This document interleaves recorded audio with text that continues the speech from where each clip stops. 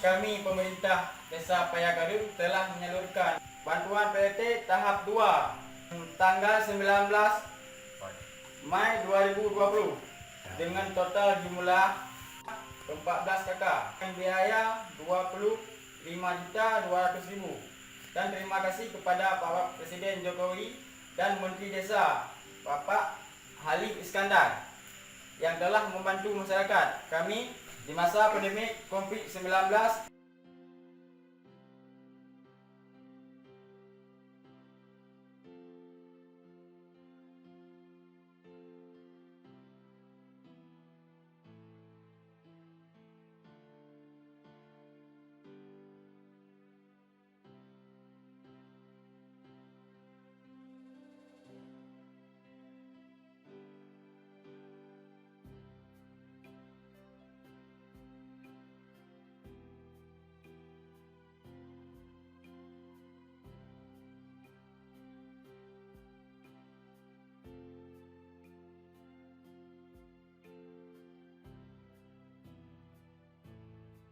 Saya sebagai masyarakat Kampung Payagaduh mengucapkan kepada pemerintah terima kasih banyak telah mengalokasikan dana untuk bantuan BLT yang sekiranya bisa kami manfaatkan dengan sebenar-benarnya.